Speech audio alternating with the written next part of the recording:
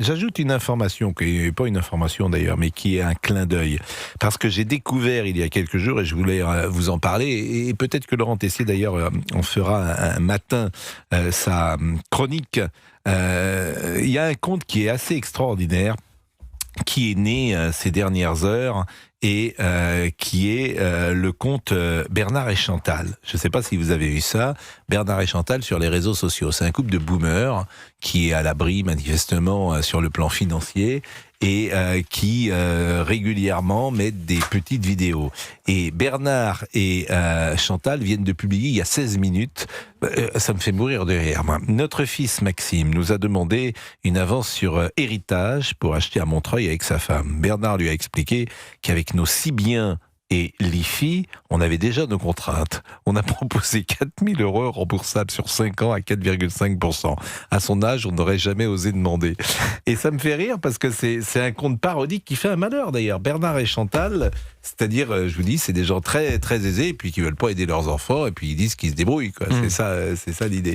Et alors qu'eux, ils ont bénéficié des 30 années glorieuses, donc de salaires plus élevés, une retraite intéressante, et ces jeunes qui arrivent sur le marché, eux, ils n'ont pas cette chance-là. C'est ça, en fait. Je suis d'accord avec vous. C'est le conflit générationnel. Je suis parfaitement d'accord avec vous, mais la manière dont vous mettez en perspective les choses, les 30 glorieuses, c'est vrai aussi qu'il y a eu des politiques qui n'ont pas favorisé l'éclosion du travail et qui n'ont pas mis le travail au centre de l'activité économique et tout simplement de la vie personnelle. Donc c'est ça qui est un peu compliqué aujourd'hui. Il est 17h05. Europe 1.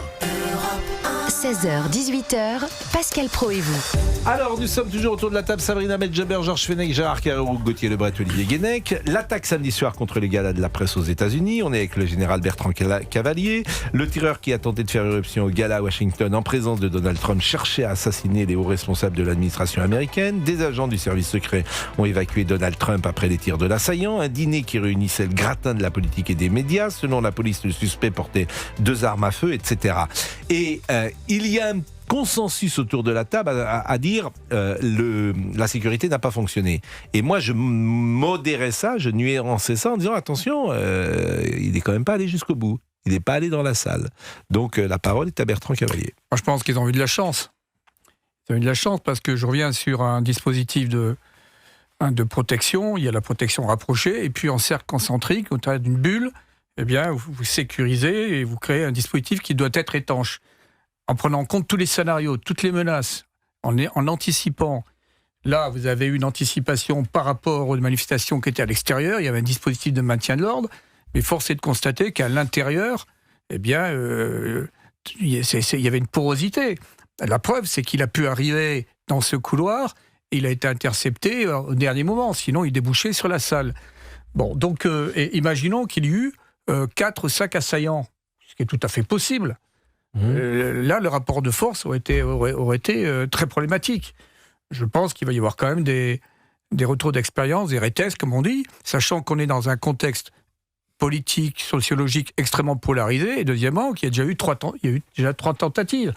Donc, à la place de M. Trump, je prendrai des dispositions pour que cela n'arrive pas. Mais alors, ça veut dire quoi, les dispositions ? Par exemple, l'hôtel, fallait le fermer à la clientèle ? L'hôtel, il y a toute une partie qui doit être condamnée et fermée. Il y a des choix à faire, ou bien il l'organise ailleurs. En tout cas. Il l'organise ailleurs. D'ailleurs, quand il y a vous prenez le G8 à Évian, quand il y a des sommets de cette nature-là... Il y a des portiques. Bon, il y a tous les bâtiments sont vidés, tous les logements sont visités. Il y a du contre-sniping permanent. Mais le risque zéro, quand vous avez sans doute un loup solitaire, comme l'a dit le président Trump, quelqu'un qui est décidé à tuer, le risque zéro, hélas, n'existe pas. Il y a toujours une possibilité de... ce scénario, c'est un scénario basique d'intrusion d'un type armé qui approche la salle. De toute évidence, il y a dû y avoir différents dispositifs d'interdiction et de neutralisation dans la profondeur. Et là, il arrive au dernier sas, il le franchit en courant. Bon, là, heureusement, il y a une réaction. Mais moi, je suis comme tout à chacun. Il m'arrive d'être dehors dans Paris, et puis ça m'est arrivé de voir le président de la République en train de dîner dans un restaurant. Il n'y a pas Pascal, là, c'est un lieu public, ouvert au public. Dès lors que vous êtes dans un lieu confiné, comme étant une salle surveillée dans un hôtel, le risque zéro, là, il existe.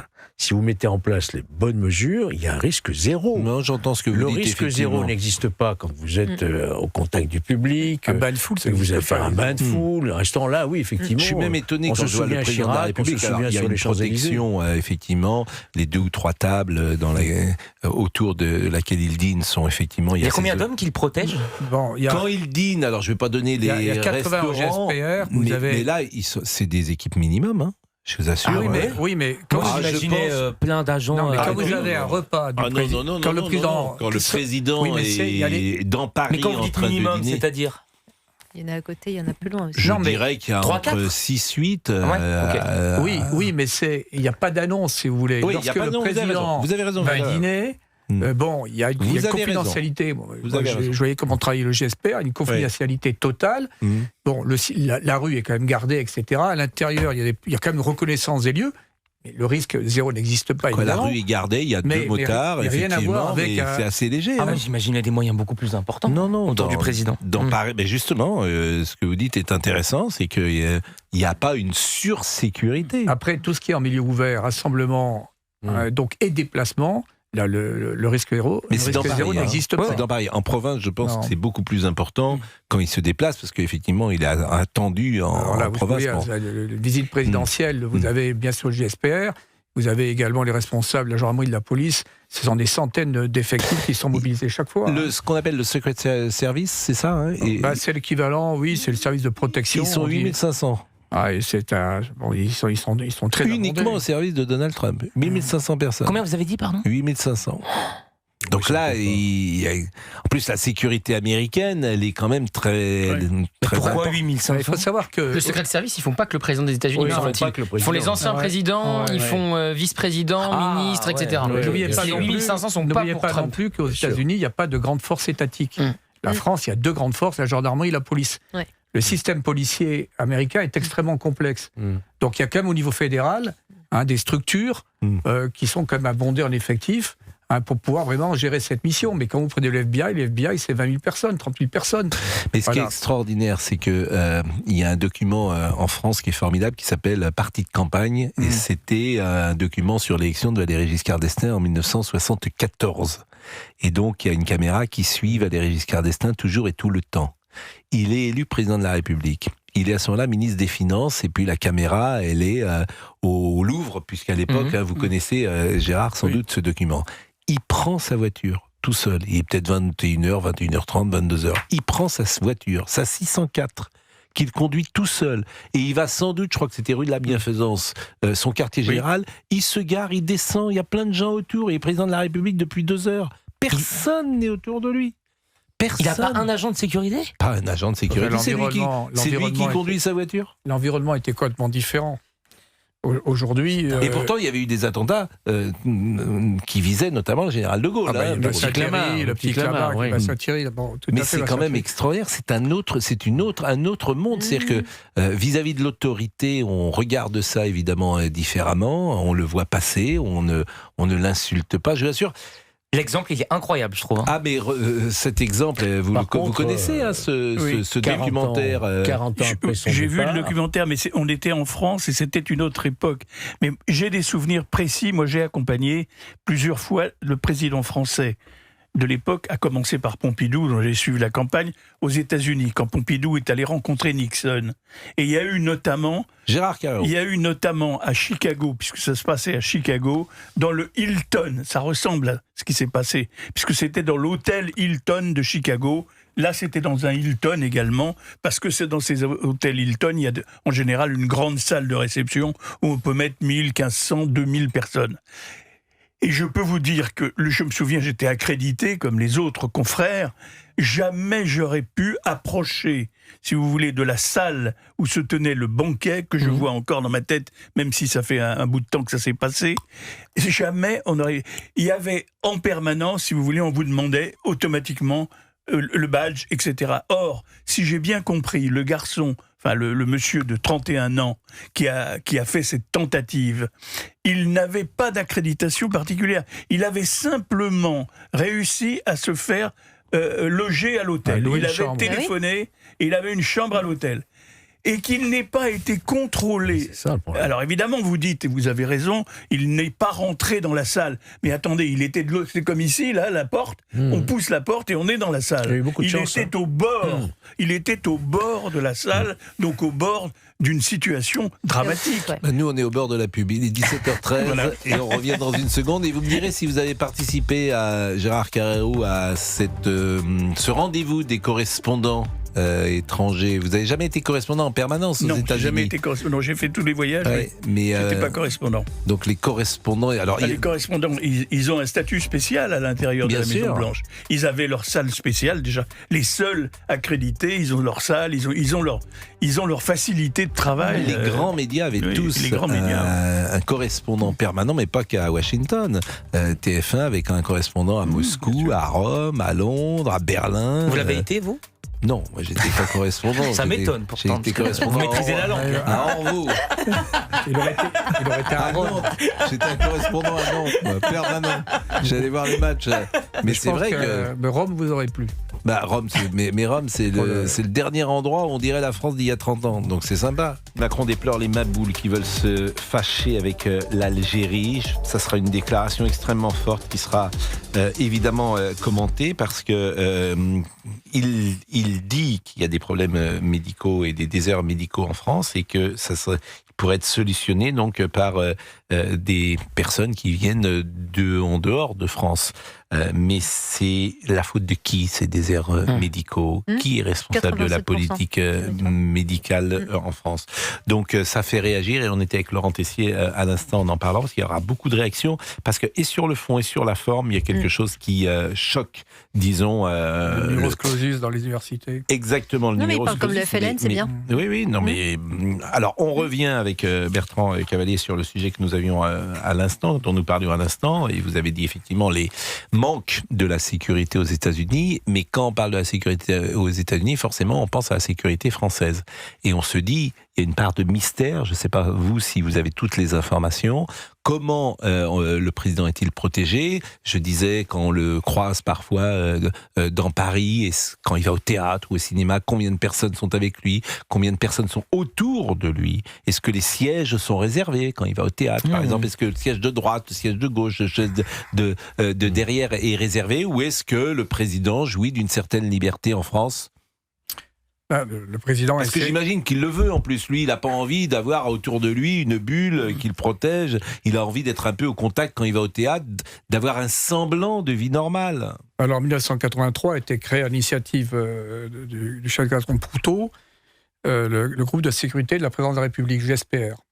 Bon. C'est-à-dire qu'avant, il n'y avait rien? Avant, si, il y avait un service de protection, mais il a été démontré que le GIGN de l'époque a démontré qu'il pouvait rentrer à l'Élysée, et même ils avaient déposé une enveloppe dans le veston, dans une poche de la veste du président Mitterrand, donc, qui a compris que là, il était très vulnérable. Donc il a donné mandat à Christian Proutot de créer le GSPR. Le GSPR a évolué jusqu'à maintenant. Maintenant, il est composé moitié gendarme, moitié policier, environ 80 personnels, qui s'inscrit dans un dispositif plus large, parce que l'Élysée est protégé par la garde républicaine, également la police tout autour.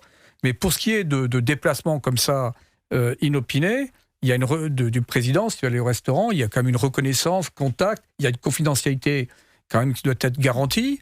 Il reste peu de temps, c'est 1h30, 2h. Il y a une équipe qui est à l'intérieur, une équipe à l'extérieur, il y a une surveillance de la rue. C'est combien de personnes? Il y a...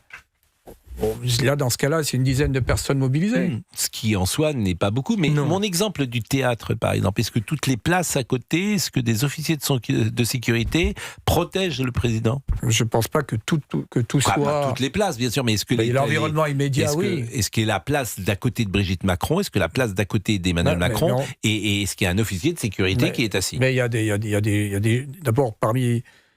ces personnels, il y a aussi des femmes, il y a des gens qui sont à l'intérieur, positionnés, anonymisés, qui observent. Il y a vraiment un système permanent, mais ce n'est pas la situation la plus délicate. La situation la plus délicate, vous l'avez évoqué, c'est des déplacements en contact des foules, c'est des rassemblements à l'extérieur. Parce qu'il y a un nouveau problème qu'il faut évoquer aujourd'hui, à l'extérieur, c'est la problématique, la menace des drones. On n'en est qu'au début. C'est-à-dire que les drones vont changer complètement la donne dans les années futures. Tout voyage officiel, toute cérémonie va être confronté. Alors, il y a une montée en puissance, et ça demande maintenant, pour le moindre événement, ça demande la mise en place d'un dispositif de plus en plus conséquent. Sans évoquer qu'il y a de plus en plus d'armes qui circulent dans ce pays. On a du retard sur les drones, manifestement. On n'a pas regardé suffisamment de près ce qui se passait dans la guerre Ukraine-Russie, parce que quand il y a une guerre, il y a un développement technologique des armes de guerre. Vous les utilisez pour les JO. Vous avez une autre menace, c'est comme la criminalité, qui utilise de plus en plus, qui a des moyens financiers considérables. Quand on parle, entre guillemets, de la dizaine mafia, mais tous ces groupes criminels ont compris qu'ils pouvaient investir dans les drones, et qu'avec les drones, ils auraient une capacité de nuisance contre les forces de l'ordre. On n'est qu'au début. Donc un drone peut évidemment déposer. Mais un drone, même par son énergie. Un drone peut tuer. Un drone, par son simple effet cinétique, vous projetez un drone de 2-3 kilos sur une personne, déjà vous avez un effet. Et après, vous pouvez combiner ça avec beaucoup de choses. Oui, mais est-ce qu'on peut, alors pardonnez-moi de poser des questions très précises, mais le président, par exemple, est dans un lieu public, il est au Stade de France, il y a un match de football. Maintenant, il faut une bulle également contre les drones. Donc il y a un drone qui se dirige vers lui, qu'est-ce qui se passe ? Eh bien, aujourd'hui, maintenant, de plus en plus, c'est une course de vitesse pour mettre en place des dispositifs pour pouvoir neutraliser. Mais est-ce qu'il y a des dispositifs anti-drone avant ? Non, il n'y en avait pas. Non, mais là, par exemple, il va y avoir des matchs de finale de Coupe de France, de rugby, de football. Est-ce qu'il y a Comment on fait pour arrêter un drone, en fait ? C'est ça oui, mais c'est de plus en plus compliqué parce que pour prévenir qu'il puisse. Il y a des pays comme le Maroc qui ont interdit les drones. On aurait dû interdire parce qu'aujourd'hui, il y a une régulation des armes. Il n'y a pas du tout de réglementation concernant les drones. Mais il faudra y venir. Donc, il faudrait interdire tous les drones. Il faut un permis pour avoir un drone aujourd'hui. Non, n'importe qui peut acheter un drone. Non. Un permis de drone. Mais non. Mais non, il y a des petits drones puissance. Non, on n'a pas de puissance. Non, mais les drones. Comment les jouets, oui, tout le monde peut l'acheter. Les jouets, ça va assez loin, mais vous pouvez acheter un drone à 1 000 € sans permis. Il offre déjà des capacités considérables. D'ailleurs, les Ukrainiens utilisent toute une gamme, et notamment des drones à 500 €, 600 €, et ils arrivent à faire des... Mais il a raison, on passe des permis pour des gros drones. Bien sûr. Pour les gros, oui. Non, mais... écoutez, vous nous avez bien rassurés. Vous voyez, on vit déjà une période sympa. Je peux poser une petite question ? Je vous en prie. Est-ce que le président de la République a le droit de sortir seul dans la rue s'il le décide ? Oui. Normalement, il a le droit. Sur le scooter, il n'y avait pas grand monde. Exact, il n'y avait pas grand monde, mais il était quand même suivi. Et photographié. Mais vraiment seul, il a le droit ? Par qui, je ne sais pas.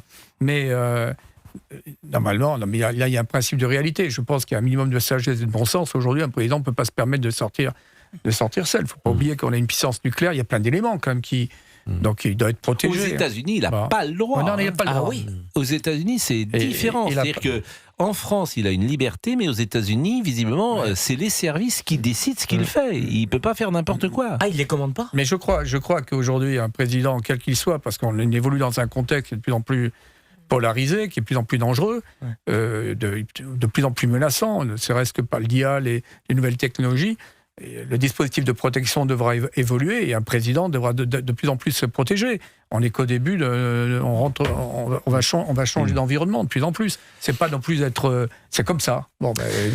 Et on se souvient, Gérard Carrérou, des images du président Mitterrand avec un manteau camel entrant dans la librairie Gallimard. C'est des images qu'on revoit régulièrement, où il est tout seul, il marche sur les quais avec Jacques Attali parfois. Un ou deux amis. Et puis peut-être y avait-il un peu de sécurité. Peut-être un ou deux, mais moi je l'ai vu souvent parce que je partageais avec lui la bibliophilie, donc j'ai été souvent dans des